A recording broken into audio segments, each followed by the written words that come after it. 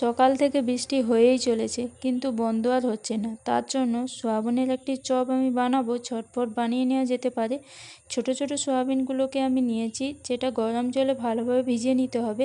কড়াইতে সর্ষের তেল গরম করে কুচনো পেঁয়াজ, পরিমাণ মতো লবণ দিয়ে পেঁয়াজটাকে ভেজে নিতে হবে। তারপরে দিয়ে দিতে হবে রসুন কুচি, আদার পেস্ট পরিমাণ মতো দিয়ে ভালোভাবে নেড়ে চেড়ে ধরে গুঁড়ো, জিরে গুঁড়ো, হলুদ গুঁড়ো, লাল লঙ্কার গুঁড়ো দিয়ে ভালোভাবে মশলাটাকে কষে নিতে হবে। কষানো হয়ে গেলে ছোট ছোট করে ওই যে সয়াবিনগুলো ভিজিয়ে রেখেছিলাম জল চিপে, ওটাও দিয়ে সেদ্ধ করে রাখা আলুটা ভালোভাবে চেপে এর মধ্যে দিয়ে দিতে হবে।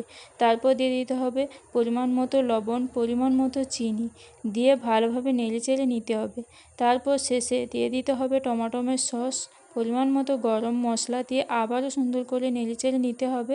তারপরে কিছুটা ব্রেড ক্রাম্বস দিয়ে ভালোভাবে এইভাবে রেখে দিতে হবে ঠান্ডা হওয়ার জন্য। তারপরে ঠান্ডা হয়ে গেলে এখানে একটু একটু করে হাতের সাহায্যে এইভাবে মণ্ড পাকিয়ে ময়দার গলায় ডুবিয়ে ব্রেড ক্রাম্বসে সুন্দর করে কোট করে নিতে হবে। 2 কোট করে করলে বেশ সুবিধে হয় ভাজতে, আর ভাজাটাও খুব সুন্দর হবে, আর এখানে কোটিংটাও বেশ সুন্দর হবে। সবকটা হয়ে গেলে কড়াইতে সাদা তেল গরম করে ওইগুলোকে দিয়ে ভালোভাবে উল্টে পাল্টে লালচে করে ভেজে নিতে হবে। কম আঁচে এগুলোকে ভাজতে হবে, যাতে করে সুন্দর হয়ে লালচে করে ভাজা হয়ে যায়। সবকটা ভাজা হয়ে গেলে তুলে নেব। দেখো তো কেমন লাগে রেসিপিটি, অতি অবশ্যই তোমরা ট্রাই করো, আর কেমন হয়েছে রেসিপিটি অতি অবশ্যই কমেন্ট করে জানাবে।